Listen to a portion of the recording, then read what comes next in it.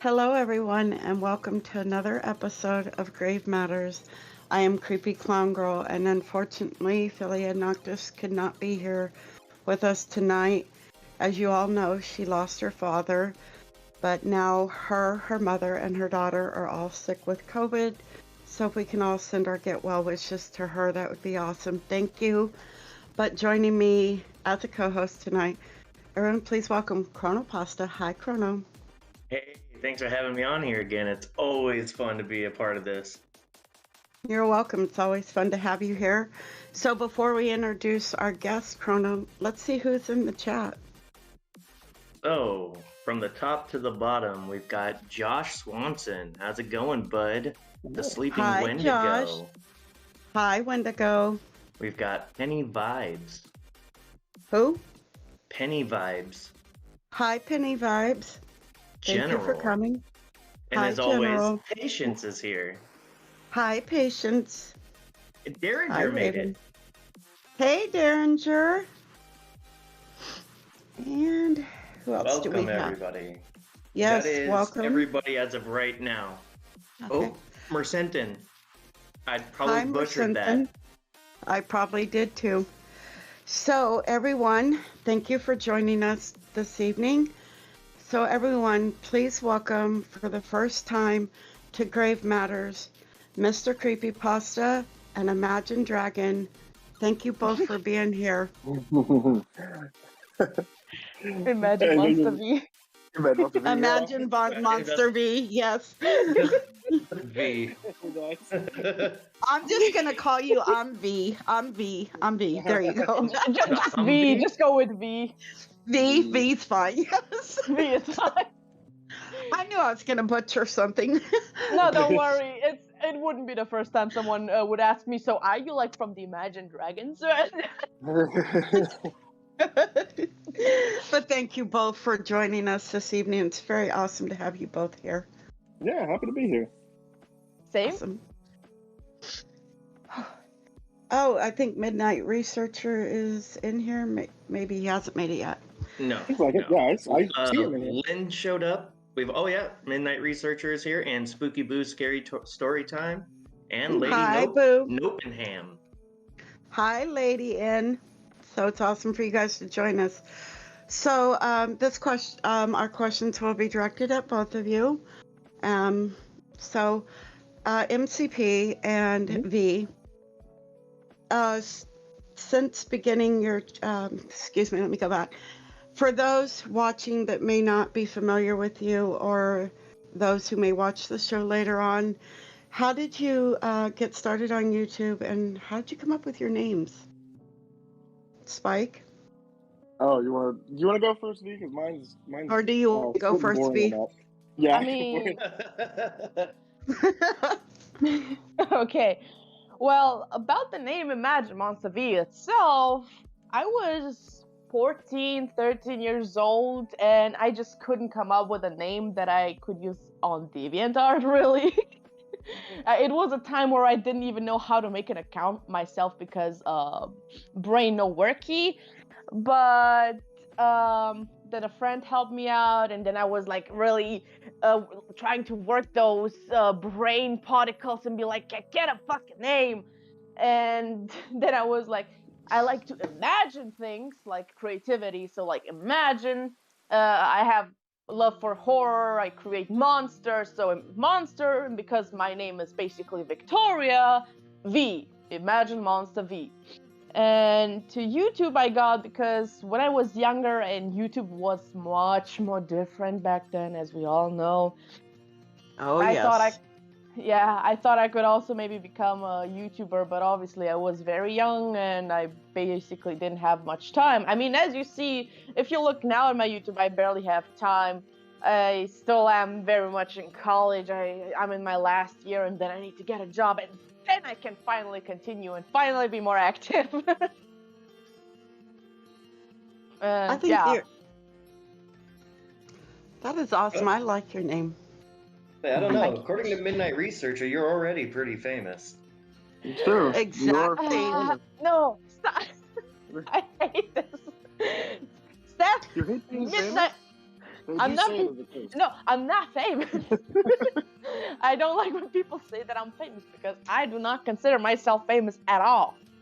I mean, You're an amazing artist. Me being an amazing artist has nothing to do with fame. There are a bunch of very well-talented artists that are not famous at all themselves, that have maybe like 5 followers or something like that. Fame doesn't really have something to do with how well you do things. It's more like audience and whatever not. And I like that. Yeah, so you're famous. You just denied it. Again. This meme will never stop, will it? What do you mean? No. You kind of backed yourself in the corner on this one. I'm not. Yeah. How am I backing myself in a corner? I only have 200 subscribers.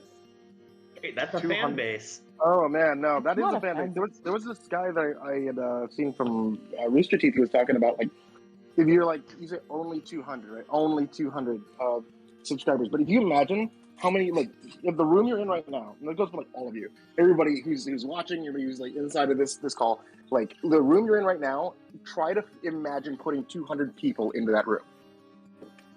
There's no way. Yeah, that's a lot of people. Exactly. You're famous. I'm not famous. 200 people could also be like bot accounts. It could also just be my stepdad, as far as I found out that he literally found my account. I think he made 200 accounts. So, man, dedication. Good guy. So what about you, Spike? How did your channel get started, and how did you come up with your name? My name's super boring. My name is a suggested name from YouTube at the time. My channel was originally supposed to be just Creepypasta, but it was already taken. So it gave me a suggestion that just said Mr. Creepypasta, and I was like, oh yeah, cool, that works. So I just clicked that and started it. It's really boring. There's no real planning behind that. The channel itself, as I was in college, I was really into 1930s radios and radio detective at the time. And my girlfriend at the time was super into horror stuff, so I was into horror stuff naturally. I was an actor for a lot of her film projects she was doing in college, and our relationship was pretty on the rocks. So it was kind of like I wanted to do something that like was in the vein of what she was interested in and try to rekindle things with her. So I figured like, oh, I'll try doing a YouTube channel because she's into doing videos and things, and like this would be something we could both do together. It'd be fun. She didn't go for it. She really hated the videos I put out. And to be fair, like I was very bad. I was very amateur with it, you know. So I mean, it was bad, and our relationship kind of fell apart. And when we split, I kind of went back to the channel and I started looking at stuff. And I was just surprised to see that other people that weren't people I knew had left comments. And we're like, you know, when are you making more? Are you going to do more stories? So I only did maybe like 3 or 4 videos. And I was like, oh, well, I guess, you know, this is a nice hobby or something to pick up and do. So I started putting out more of them. Usually I put out like 1 every 2 weeks or something like that. And people started watching Little did you know. Yeah. Audience started growing. Well, I mean, like, it was fun for me. I did it for like my entire last 2 years of college. Just kind of just having fun, making specials, being weird on YouTube. But YouTube was a very different place back then. You didn't have to be professional. You didn't have to have a professional setup for people to want to take you seriously. You just be weird and wacky and then post whatever you wanted to. Right. And that's what I just kind of started doing on the channel. Just being weird on the channel and that's what the live action intros and everything on the channel came from, was doing weird stuff like that. I remember. Yeah. When I got out of college, I was working at AT&T, and I was like pursuing a career at AT&T. And then I got a contract from the first MCN from YouTube. And I was like, oh, because the numbers they had on it were like not correct. Let me tell you, after working with them, man, it did fall short. But the numbers were very promising that they were kind of had on the contract. And I was like, well, maybe this is a career I should pursue. And my parents are very against that. But I was like, no, I think maybe I'll take a chance and I'll go after YouTube. So I took less hours at AT&T, and eventually one of the managers I had there, like this new manager, called me out saying, like, I can't work YouTube as another job. Otherwise, it's considered to be another job and in breach of my AT&T contract. Wow. I quit. I was like, okay, if that's how you guys want to be, I quit. I'm done. I'm out of it, right? Right. And As again, you should. parents were not pleased with that decision. But I took a chance. I went with it. And, it's, 11 years later now, and I'm still doing it. So it worked out in a way. I have not, I've gone through bumps, ups and downs and changes, but I haven't quit yet. Haven't moved away from this. That's amazing. 11 years ago, you started YouTube. Look where you are now, your merch, other podcast shows that you have. I mean, where do you see your channel going? I mean, what do you want for your channel? And this question is for both of you. But, I mean, what do you want for the rest, for your channel? Where do you see it going? V, you want to go? Yeah, sure. I do multiple things on my channel. I haven't even started on certain things that I also want to do on my channel as well. Like, for example, I maybe have done like a joke narration, but I want to do serious narrations as well. Joke narration can still be found like under the best creepypasta story ever, or something like that. Mostly on my channel, I also do like character reviews if I have like permission, of course. I do informations about the creepypasta fan base itself because there's a lot of misinformation. Like, holy hell, misinformation! You would not believe how much misinformation there is. It already hurts my brain. Or speed paint. Or speed paints. I would like to combine speed paints with narrations, like some artists sometimes do, which I've seen some do it. I would even like to do animations, but the thing is, I don't even have an animation program. Like the animations you will find on my YouTube, I make those with Windows Movie Maker. It took me 2 weeks just to make that. But yeah, and I would like to go further, as I said before, with doing narrations and doing with the speed paints together, doing more reviews to help people, doing my creepypasta effects videos to inform people if they like it or not. You will have to face the truth, and also singing. I forgot about that. I also do that. I do covers. I also have planned like some projects with a certain character of mine that has to do with my singing voice, and I would also like to do like just random singing or maybe cosplay involved singing. It's a gigantic bunch of things that I have planned. It's just that I need the time and I need the motivation, the lacking motivation and the time. But yeah, I pretty much think I will make it. I mean, I'm already slowly working when I'm like already on TikTok. I still need to like work on stuff for YouTube, but we will get there. But you're also a writer, I do believe. You created the character Anna for an absence of light, I do believe. Yes. So tell us a little bit about that, please. Well, Anna, I made her around the age of 13, 14. Don't ask me the exact age because my brain just says no. But I actually had her as a Mary Sue character first. So her first design ever was completely different. It was with a Pikachu hoodie, vampire teeth, empty black sockets with the constant bleeding eyes. Ripped shorts and stuff like that, and really seen hair, like brown side of the hair and blonde bangs, or the other way around, I forgot which one it was, but I have the art somewhere of it. And one day on DeviantArt I was like, I should maybe redesign this character. And the funny thing is, what will now come next, I actually only wanted to redesign the character because I wanted to sell it. Glad I never did. I was like, okay, let's like remove the Pikachu hoodie stuff, but let's still have it like as a yellow hoodie instead, like a simple yellow hoodie. Let's just choose one of those hair colors, like the brown or blonde. We stick to blonde, made the hair shorter. I still wanted to have her like eyeless, but give her sides, so it was like either an eye.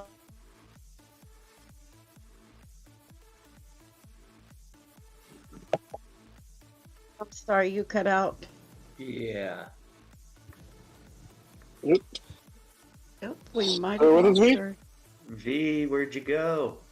V. Hello, V. Raven V. says the internet yeeted her. So, well, hopefully she will rejoin us. So while we wait for V to come back, what about you, MCP? As what do I want to do with the channel in the future? Is what you're saying? Yeah, since beginning your channel to where it is now, I mean, did you ever imagine that you would, or your channel would have come this far? No. And where would you like to see it going, and what do you want to see for the future of it? Well, I can tell you, like, going this far, no. That back when I was like getting started, there was no this far for a YouTuber. I think you weren't like Ray William Johnson. You weren't like Oh, geez, he was like haven't heard in a while.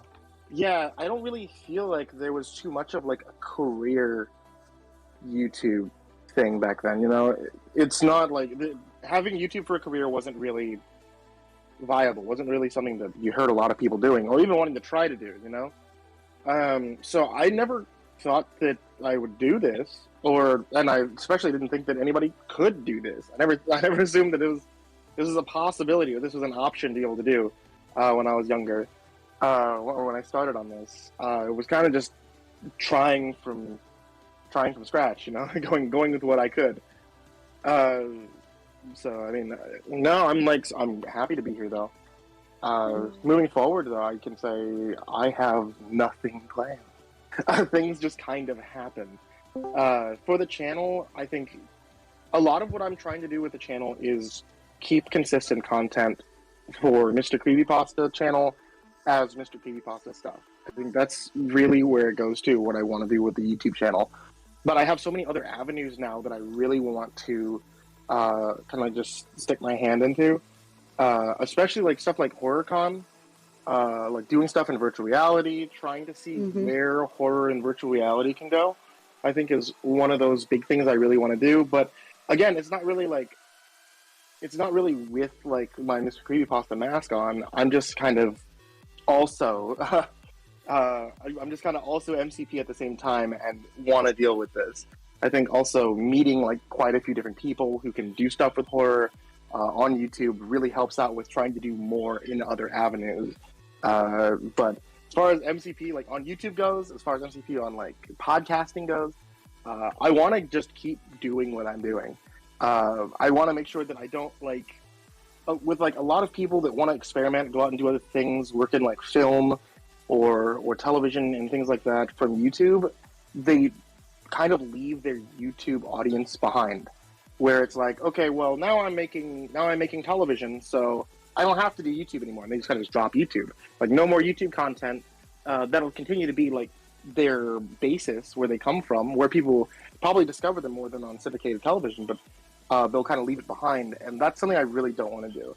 I think like keeping my YouTube up is, you know, it's fun for me. So I'll want to always keep trying to do that. I'll always want to try to keep YouTube going with what it is and having consistent content. Well, I think, you know, it's awesome to have you here, a part of the horror community. And we're so glad that you are here with us and, you know, you decided to do a channel and create the content that you do. You're very talented and amazing at it. Thank you. I'm happy to be a part of it. I didn't even know there was like a horror community that could spring from creepypasta stuff, you know? Because like there was like forums, there was like 4chan. There was like it when I came down to like looking for creepypasta stuff back when I first got started. And now there's like comics and YouTube channels and Discords and Skype chats and everything else just dedicated to creating OCs and creating all these other things. Like, man, it's wild seeing the growth that happened over the years. Well, that kind of brings me to my question is, because, I mean, you're one of the longest standing, I guess, creepypasta narrators or horror narrators in genre in general in the format. Do you feel like you're kind of a pioneer? No. I wouldn't give myself any too much credit. I mean, like, everybody, the thing is, like, at the core of what I do, I'm just a voice, you know? I'm just an actor who kind of produces audiobooks, produces radio dramas on the channel. All the creativity and everything kind of comes from the community.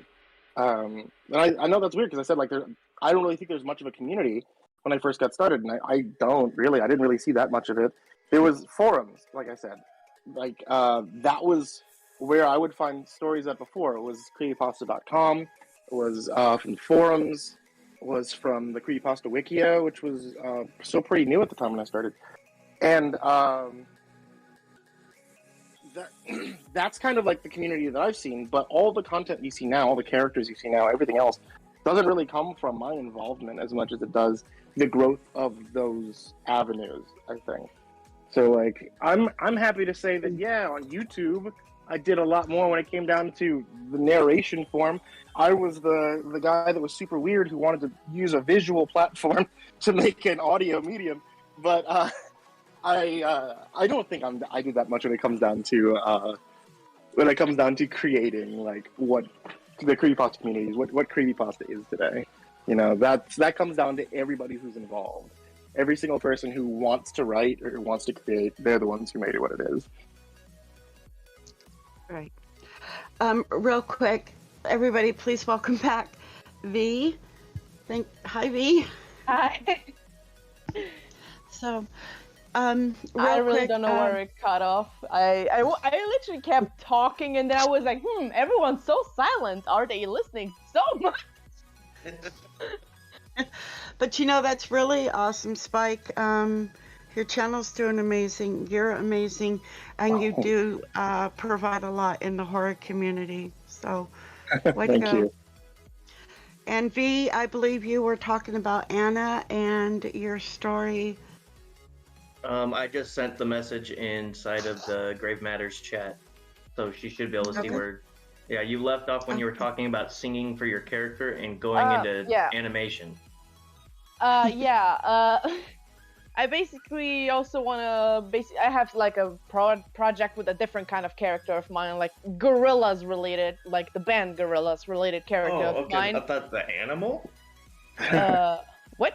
No, oh, my brain just okay. I needed a moment. But yeah, and I thought I have like a project for her, and then I also just want to randomly sing some things, or basically also do like singing and cosplay as well. It really depends. I want to do a lot of things, and I also plan on wanting to do animations. But the only problem is that I don't use any animation programs that many people use. Like, for the only animations I have on my YouTube at the moment are literally made in Windows Movie Maker, which I really needed a lot of time for. Like, for one, I needed 2 weeks really. And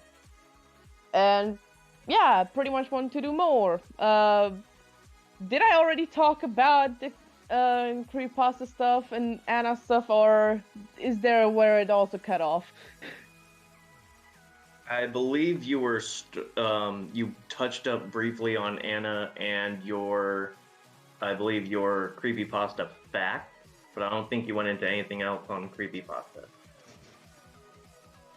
Oh, well, yeah, with the Creepypasta fact, I really want to help people because there's, as I said before, very dramatically, there's a lot of misinformation in Creepypasta.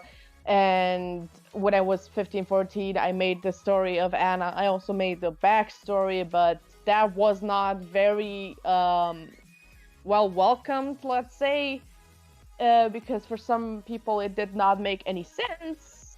while if I show it to people today, they're like, it does make sense, mostly because she's a ghost, and ghosts and logic don't really go together.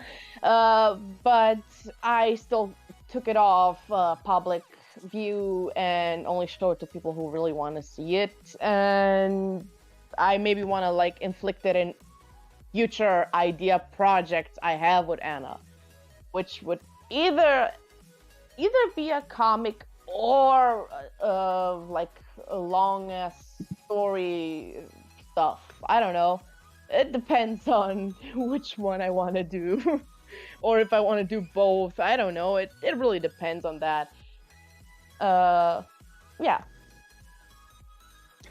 Well, your artwork is phenomenal. So is your writing. Nah. Thanks. I got really into the Creepypasta facts earlier. I just started watching them earlier today. I did too. It's 2 years old now. I still need to do like the 3rd episode, and pretty much the 3rd episode would be a long one because it will involve any character that has a smile on their face. Even better. Oh, cool. So you can bet your ass it will have the entire goddamn history of Jeff the Killer from 2005 to 2015.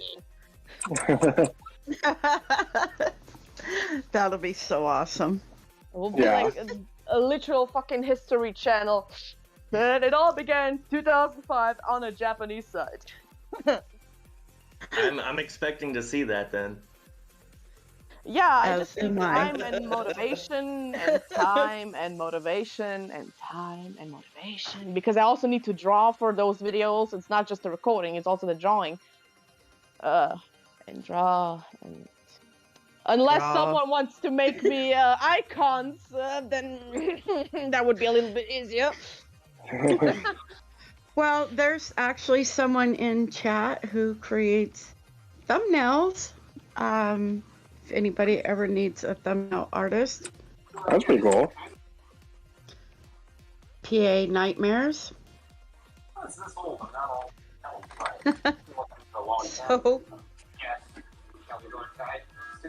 I mean, thumbnails, I can do that myself as well. I have moments where I snap a picture of myself, which, let's say, for example, I accidentally moved the camera, so it's very much like moved.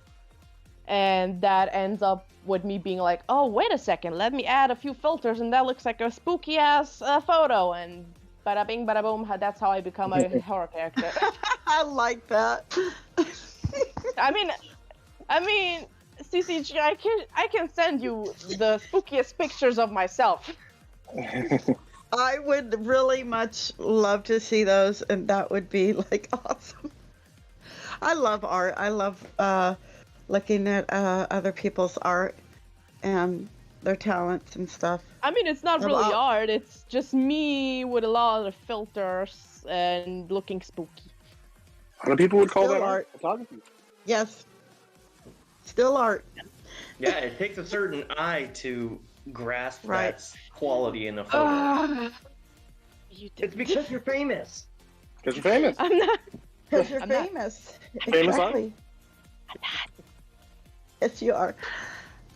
So we have a lot of new and upcoming narrators in the community. And speaking of which, hello, Room 66. Hello, Furberries. And hello to everyone else who has joined us. Oh. So, Krona, do you have a question for either Spike or V? I have kind of a question for each of them, but it's not a single question. So I'm going to start with V first. Yeah. Okay. Besides wanting to help people, because I know you have very straightforward facts and ideals about the Creepypasta facts that you have uploaded, what got you into doing the actual Creepypasta fact? Well, that's a good question. Yep. Well, the thing is, it will sound stupid, but when I joined the fandom, I was a very young person myself, like very, very young. I can't necessarily remember. I either was late 11 or basically early 12 years old. And as you expect, someone at that age, they would be vulnerable enough to believe that those characters would be real. And that's also what happened for me. I believed that those characters were real until, luckily, one day it happened that I was like, wait a minute. But what if they actually have creators? I mean, I created my own characters. They didn't just appear out of nowhere. They came out of my mind. What if those characters also just appeared out of someone else's mind? And with that, I pretty much started researching. That's why I have contact with people like Cesor or Jane the Killer's Maker. That's why, because I just researched and researched and researched until I couldn't stop researching. And with that, that's why I knew like a lot of misinformation about the entire fan base, a certain truth and whatever not. And a lot of people like to spread all these misinformations. I mean, yes, there do exist something like alternate universe, basically own ideas of the fandom. And certain people like to showcase them, but don't really ever mention that it's like just an own idea, and people will just buy it as actually official or something like that. And that just creates more misinformation. Like, for example, Marvel Hornets being a part of the Creepypasta fanbase, which is not, because there is a difference between Slenderverse and Creepypasta. Creepypasta being a collection of horror stories, spooky, and Slenderverse being a collection of videos that have something to do with Slenderman. Also spooky. And that's why I just want to inform, I just really want to help out. I mean, yes, I'm not gonna deny there are people who just cannot stand me because of it, but do I give a fuck? No. Well, I find that exact point of that pretty refreshing, actually, because a lot of the stuff you pointed out on those posts or videos, I found actually to be quite intriguing, because until I actually watched that, I didn't quite understand the grasp of a Slenderverse. Like, I see all the different renditions of people, they're just doing their own spins on it. So it was kind of refreshing to see that, okay, I could kind of see the differentiation there. Yes, you see? That's from years of researching. You need to do more. Yes, please, more. I mean, if you want me to do more, please go ahead and write my tests for me, make me have good grades, and then I can do it. Well, it all comes till the end, right? That's once you're done with school, you'll have more time.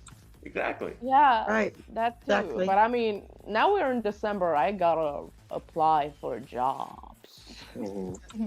I love the enthusiasm behind that, though. I mean, technically, I live in Germany, so me applying for jobs does not mean I will apply for jobs alone. That means I will have to apply for a 3-year-long vocational training, which is yet again school. Awesome. That's brutal. Unless my aunt in America finally decides to adopt me. If you hear me, please, I'm begging you. You hear that? Go find her aunt and send her wish list of getting adopted. Yes, Auntie V. In the chat, go find her. Real quick before you ask MCP his question, if one of the mods in the chat could please share MCP or V's links, that would be appreciated. Thank you. I believe in the chat, Raven's already got their links. Okay. Up. Missed it. All right. My bad. No, you're good. I plan on reposting everything at the end so it's fresh for everybody, just so there's not a lot of scrolling, because I don't know who's on their mobile device or not. I am. I am. Right. Now girl on to power. Spike. Yeah. Yes. Let's go, girls. Let's go. Alien and clown power. Yes. That's just Killer Clowns from outer space with extra steps.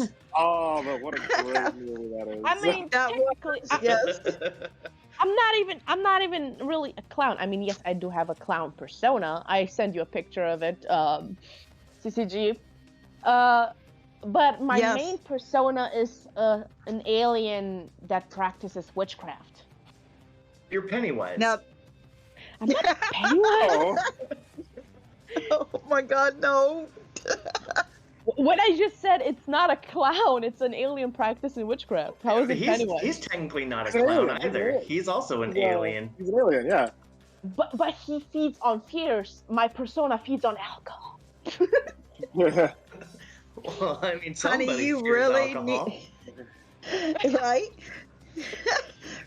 Stay away from the jet fuel. Just stay away from the jet fuel. Stay That away would from be the moonshine. stay away from the Greek wine that's already mine. Wow, that rhymed. You're a poet laureate. I love those moments where something I say rhyme. All right, But go Spike. ahead.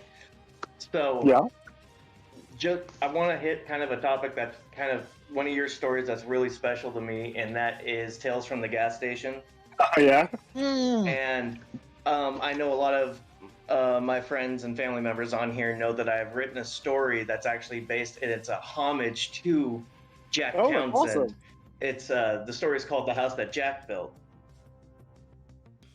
And my question, I suppose, is where did you get the idea for Jack Townsend and the story of Tales from the Gas Station? I didn't write that. Jack Townsend wrote that. Jack Townsend wrote the series Tales from the Gas Station. He also wrote what is now a novel Bedside series. Manor? Well, he wrote the novel series also. Yeah, Bedside Manor as well. There's Tales from the Gas Station's volume 1 through 3 available on Amazon. And volume 4, well, he let me know about. I guess he let me know about it. He had a panel at last HorrorCon where he talked a bit about the series and the writing process for the series. And I don't know if he meant to say it, but he let slip that the ending of the series is coming with book 4. The end of Tales from the Gas Station is coming with volume 4. We don't know when volume 4 is coming out. I don't even know when volume 4 is coming out. He has not told me. So I did the audiobooks for him there on Amazon Audible as well. So if you want to get the full story, that's all available on Amazon.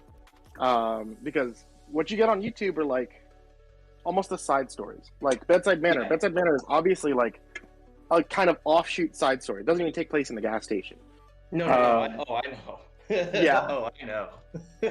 He talks a lot about how at least in the panel, he kind of gave an interesting look at like how he gets his characters from, which are like people that he knows, characters that he writes. He has like a friend of his that says a whole bunch of zany stuff. Whenever he says something interesting, Jacqueline said that he would usually like write it down to be used in the book because it's just so wild.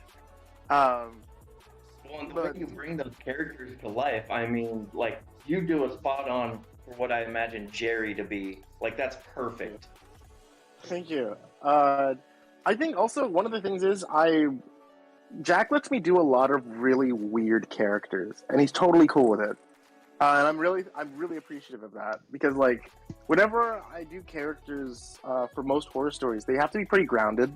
They need to be real people in a way, like because for you to believe they're real enough where you can project yourself or someone that you know into that position. With Tales from the Gas Station, there's such strange characters.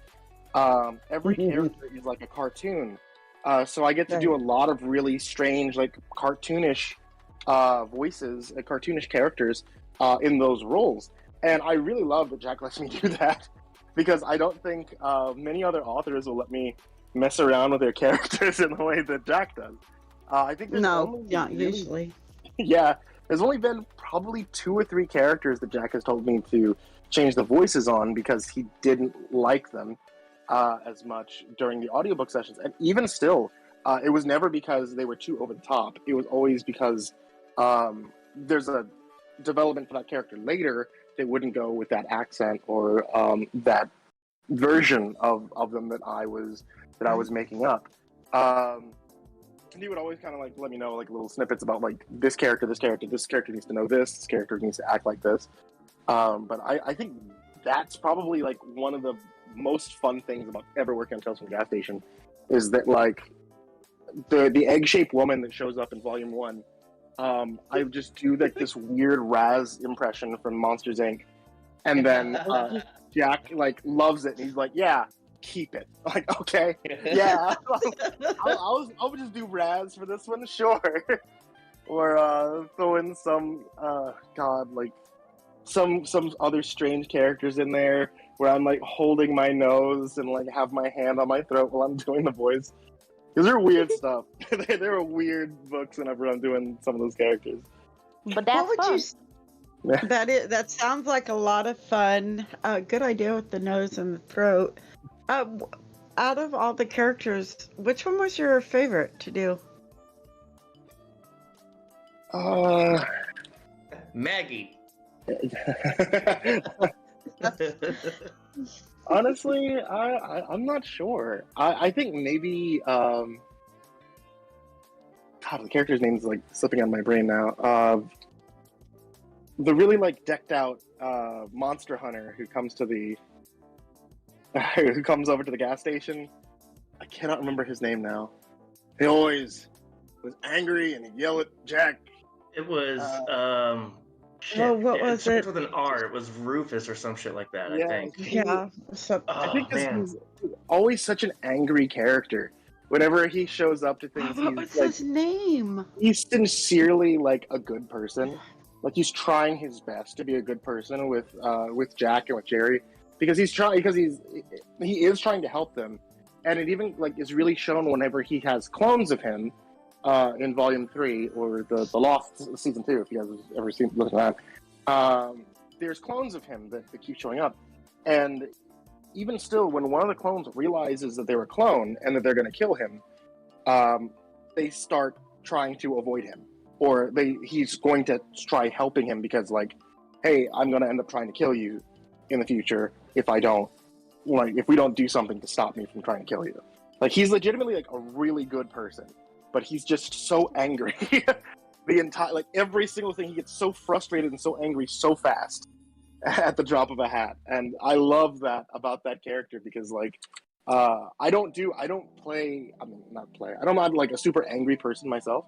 I don't do a lot of like, I don't normally raise my voice or do anything unless I'm playing a character. And that one really kind of feels like it lets me get out and kind of be that, do that, which is very different from my normal self.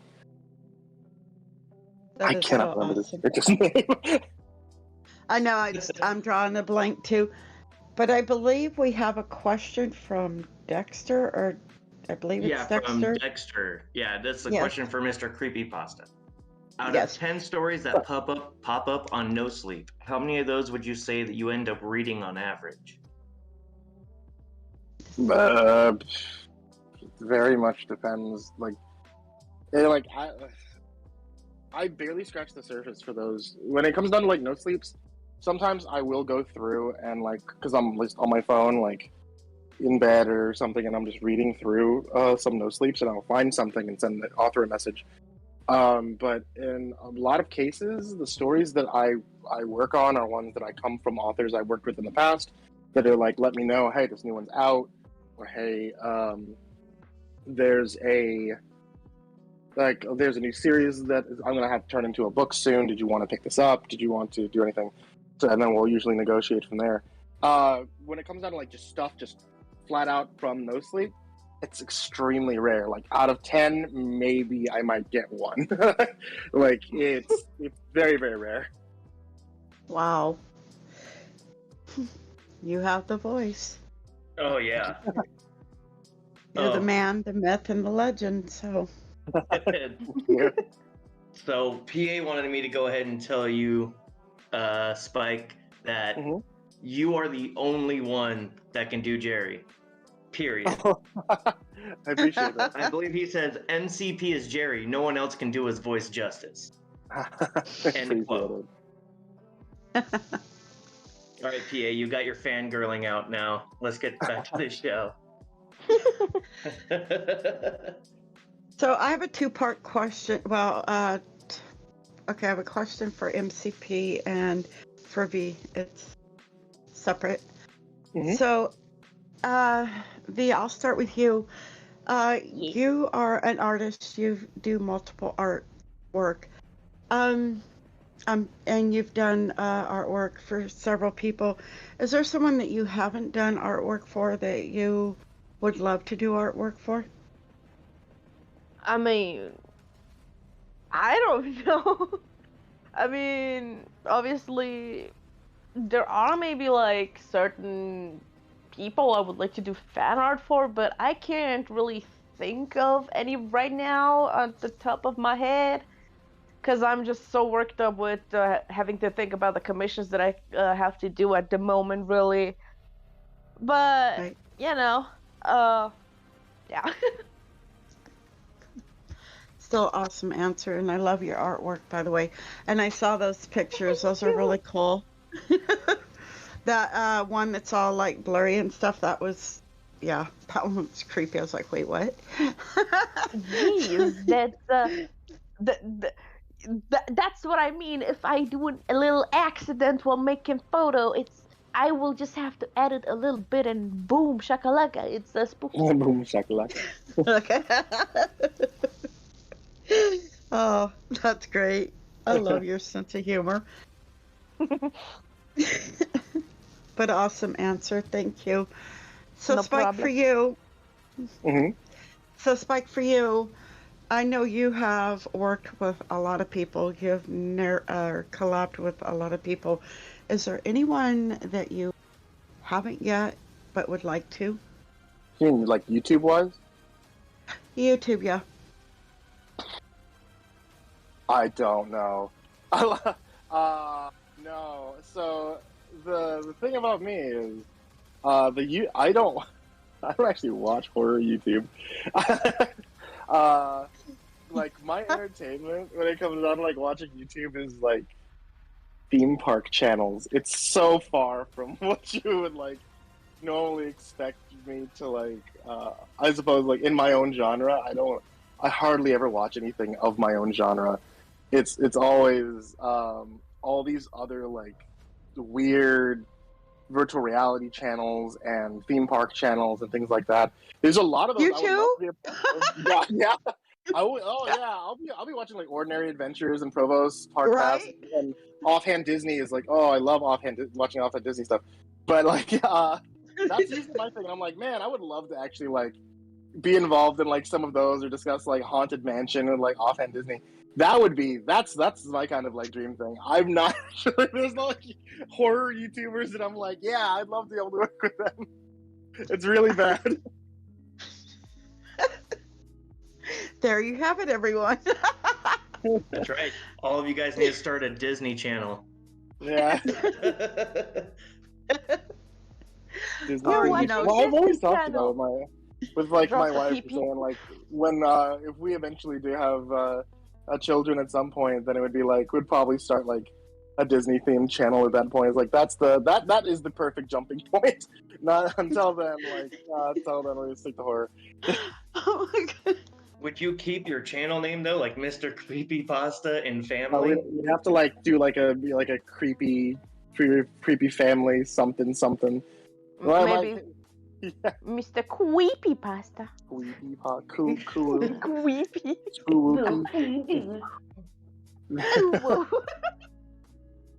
Mr. Disney Pasta. There you go. Mr. Disney Pasta. Our theme park family channel at one point in the future. Mr. Disney Pasta. There you go. All right, chat, you heard it here. Keep an eye out for Mr. Disney Pasta coming to you in the future. Yes. Not have to be embarrassed about my love of Disneyland or the Haunted Mansion or anything. Oh, I love Disneyland. Yeah. But see, I saw, I don't really care for today's Haunted Mansion. I preferred the one back in the 80s when I went. Just something about the woman carrying the frying pan, chasing her husband. That was a hoot. What do you think of? You think of? Oh, that's the pirate. Excuse me. Yeah. Let me go back to the Haunted Mansion. Yeah, brain. I don't know. I hear MCP. I think Pirates of the Caribbean. Anyways, so to be fair, they do have. They still have the woman chasing. They still have the woman chasing the guy with the broom over her head. What they got rid of were the.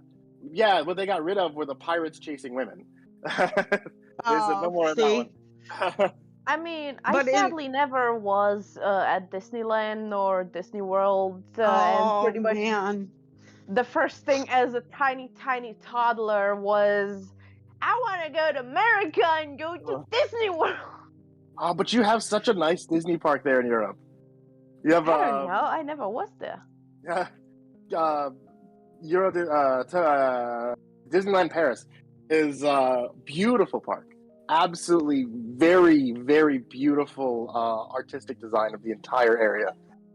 Okay, Not then the entirety of your Tomorrowland is made to be steampunk, because they decided there that Tomorrowland, as we have in America, both the different Tomorrowlands are a vision of the future. But the problem with being a vision of the future is that the future always comes. For Disneyland Paris, the Disneyland Paris, they decided to have a new version of the future, like a fantastical version of the future that would be timeless. So it's a very beautiful design that's nowhere else in the world except for in Europe. Okay, then do it like this, Spike. Come over and drag me, and then we can go there. Oh, I'd love to. I'd love to go to Disneyland Paris. I'd love to go to Disneyland, Tokyo Disneyland as well. Tokyo Disney Sea seems like such a great theme park. I'm going to talk about Disney forever. I'm not going to do this anymore. But don't forget to drag me, okay? Because obviously I never was there. Right, I never me had the too. experience. So does the haunted house still have the keeper with the skeleton dog and the ceiling that drops down and the ghosts that visit you in the mirrors? Yes. The only thing that people have been wanting to change about it, but yet to ever come, is the body hanging in the ceiling, in the elevator shaft, Right. the stretch room. Yeah. There's always been like a lot of complaints about this man hung himself in that part. It's not very Disney, but I think it's a very important part. It's one of the few actual scare moments out of the whole ride. Right, I do too. They've always, despite how many complaints they get about it, they've never changed it. Good, You I'm want glad. spooky? We have an actual ghost. Hey, Disneyland, little secret. Yeah, you've had a lot of spook at Disneyland, especially when MCP visits. So I have a question for both of you. You are writing an autobiography. Which chapter of your life would you write that would sell that autobiography? Go for it, V. Oh God, I don't even know how to answer this question. Oh, I am the type to literally just start at the birth and end at the foretelling future, maybe. So it will be literally a bigger book than the Bible. Good answer. That's pretty much me too. So what about you, Spike? What chapter in your life would you write that would sell your autobiography? I don't know. People like to hear about MrCreepypasta stuff. I assume. I honestly do not know what would be the thing that would sell it to people.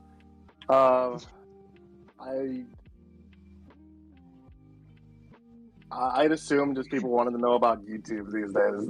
That's what it is. I've done like a couple of conventions like at a school, and that's what every kid that I've ever spoken to at a school has always been like, how do I do YouTube as a career? And it's like, I don't know. Like, I Work guess that's hard what at it. everybody wants to do. They want to be YouTubers these days. I want to play video games for a living. That's what everybody wants to do. I mean, who wouldn't though? Yeah, Right? that's right. I mean, even easier, just do the sleeping Twitch streams. You make money sleeping. Yeah, that's the dream right there. Just get used to people watching you sleep. I can do that. I have ghosts. I have no problem with that.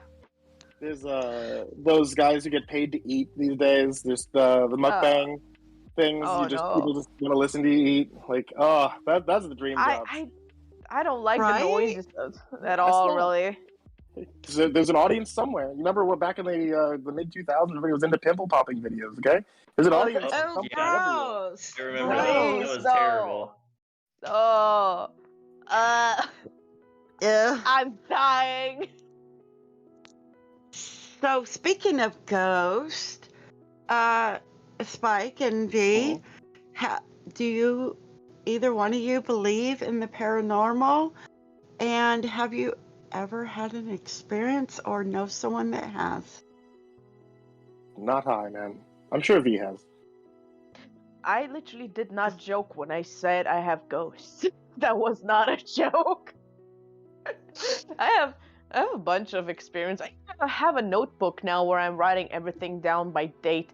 I still need to write down what I saw on the day before Halloween. Goddamn.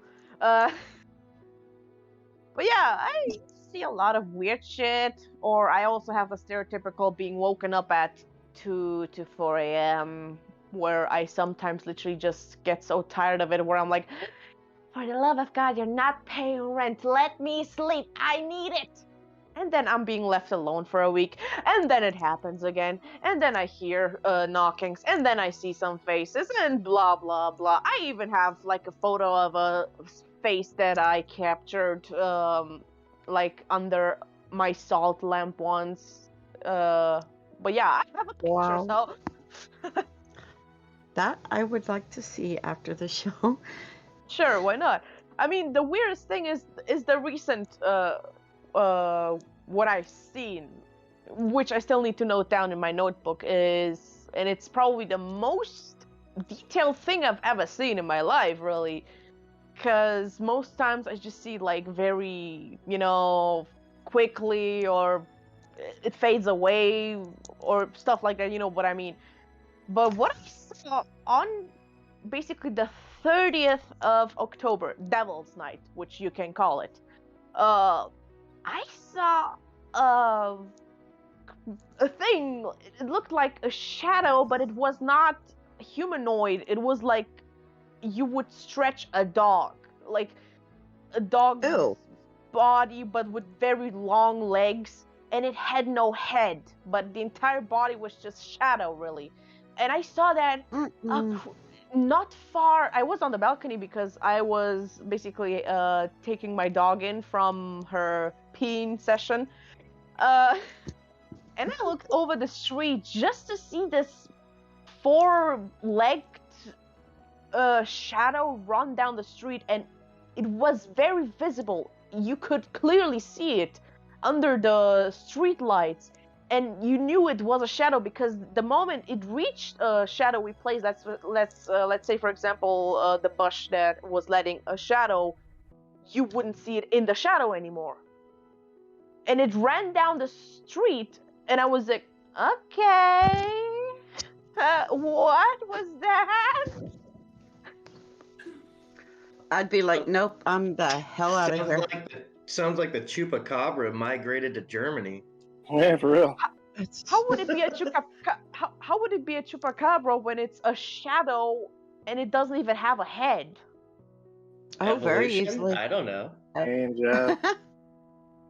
I watched a ghost hang himself. I mean, I am so used to this stuff. That's why my reaction is just like, oh, yeah, that's you. Or yeah, I literally.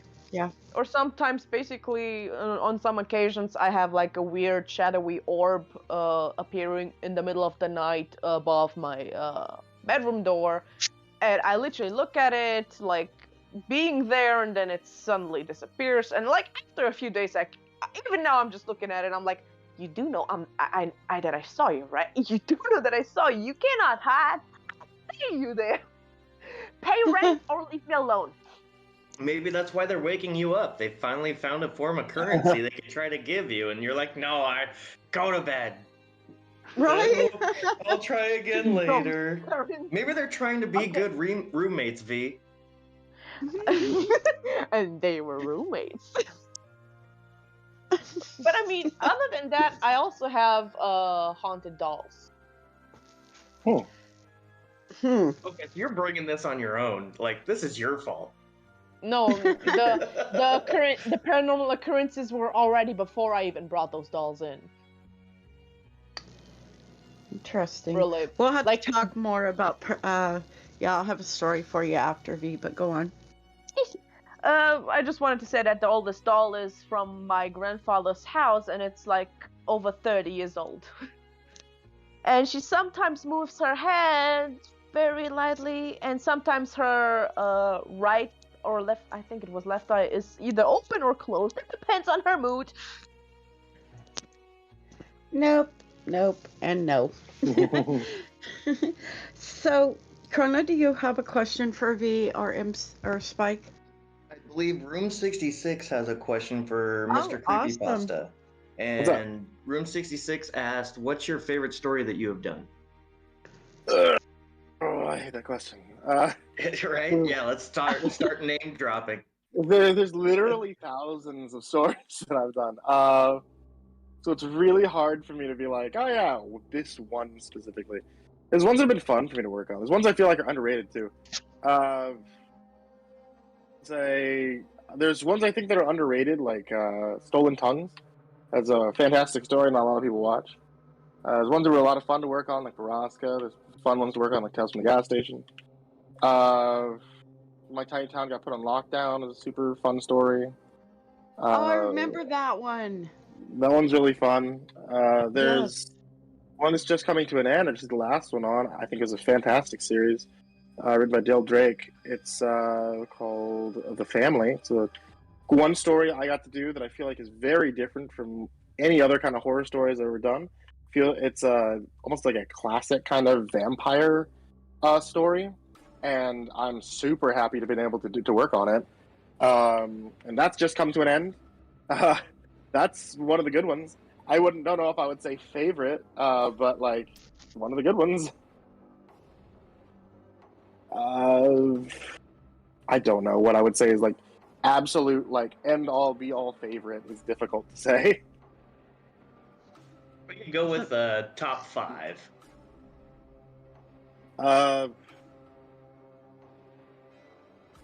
Tales from the Gas Station, Baraska, Stolen Tongues. My Tiny Town Got Put on Lockdown, and The Family. That's 5, right? We'll call it 5. That sounds good. Yeah. This is vampires. You know I'm from Transylvania, right? Yes. What? I just don't ever really get like these kind of like really classic vampire stories to work on. They're not ones that usually get posted, get popular, or anything like that. And this is a really good one. And also, like, the cool thing about working with Dale is that he's one of the authors we have doing like, what's the word I'm looking for? Exclusive stories. So like I work with him directly on all these stories that are commissioned just to be able to be done on the channel. So if you have never heard The Family, I'm the only channel you can hear it from. Wow. If you would like to share that link, you're more than welcome. Or, put it in Grave Matters chat and we can do it. I appreciate it. I will do so. Yes. I'll grab it. Yes. And it looks like we've Seth, Midnight Researcher, is got a question for both of you. Awesome. What is your favorite classic creepypasta? Good question. You want to start it, V? Oh, good question. I have to do the Patrick Star movement where my brain is literally starting to fume when I'm having to think. That's what I'm saying. I'm gonna hand it off to you just so I had a second to think about it. It's an answer. I mean, often when I've been asked this question when I was younger, and I guess I could still use this as an answer, is like Gateway of the Mind, really. Okay. Because I just like back then, now it's okay, but it's not as why anymore, you know? But back then I just liked the idea of God is dead! He abandoned us! Fuck your life, Bing Bong! What? Don't question it. All right. think probably one of my favorite ones is still just gonna be Jeff the Killer. There's something about like there's a lot of much better stories, but the kind of horror that I've always loved came out of the 1980s, and there's a certain level of ridiculousness that comes with horror media that I feel like just it is required. Like you have to hit it, you know what I'm saying? And Jeff the Killer really hits that ridiculous level of horror media. It felt like a 1980s story because in a lot of ways it doesn't have to make sense. It's just a monster that kills people. I mean, the 2011 one.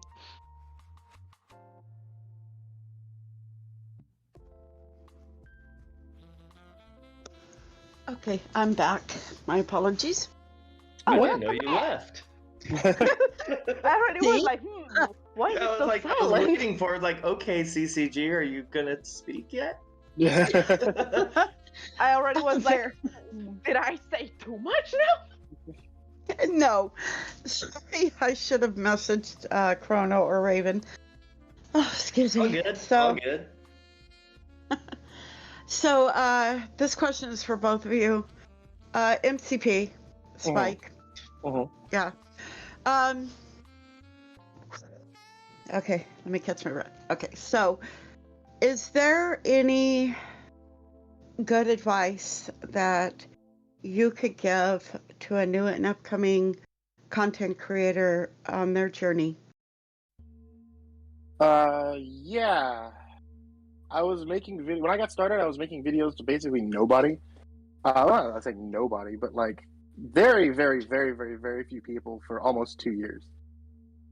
Like at no point is it ever going to work out where on your first video, your second video, your 10th video, is it just going to explode and you end up with 10,000 subscribers or something? Be more focused on pleasing who you have than trying to please everyone. And that is the number one way of making sure that your channel is successful, is to not focus your time on, oh, I'm going to try to make sure that I can get, 1,000, 5,000, 100,000 views, a million views on a video. Just focus on making sure that the people who are watching you are happy with what they're seeing. That's the best you could do for yourself and for everyone else. Okay. Good answer. Any other advice? Yeah, don't spend money. You should have told me that much earlier, goddammit. That's another thing. I'll say one thing. Financial advice. I will say one thing that I feel like is really important. One of the big reasons why I watch YouTubers that are all about like Disney and stuff like that are because, at least in my own personal opinion, I think a lot of people like watching people have fun. Like if you're watching somebody having fun, if you're watching somebody being happy, then you're happy too. And keep that in mind whenever you're making your own stuff. If you're happy, if you're happy in the video, if you're having fun in the video, people will like it. You don't need to be weird or crazy about it. You just gotta, just enjoy yourself. Very good, Go. Very good answers.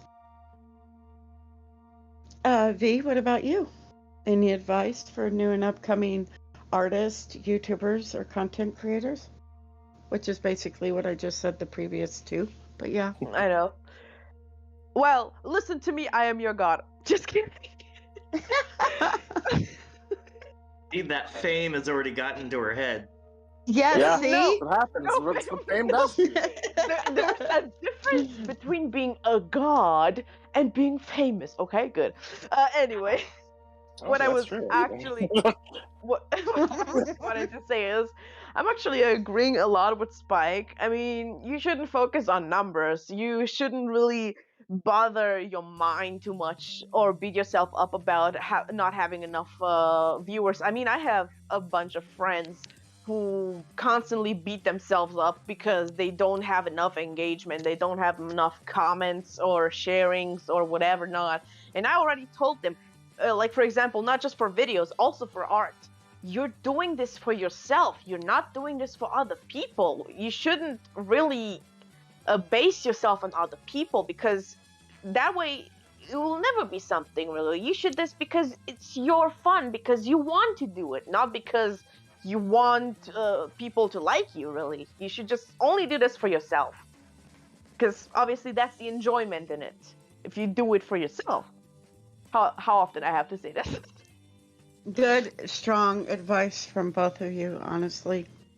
And being a promoter and supporter in the horror community for the past 4 years, the very first thing I was taught was, if you use someone else's content, always make sure to, 1, get permission, 2, put them in your description and video, and otherwise it'll get you blacklisted.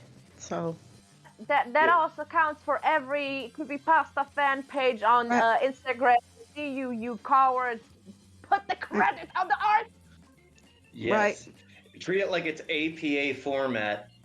Credit your sources, cite your sources, everything. Right. Give credit where credit is due. And literally just say credit to the artist is not enough. There is Tiny Eye. Just use Google reverse search. Just go on DeviantArt. You will find everything there. Right. Exactly. So, Spike, and then I'll ask via a different question.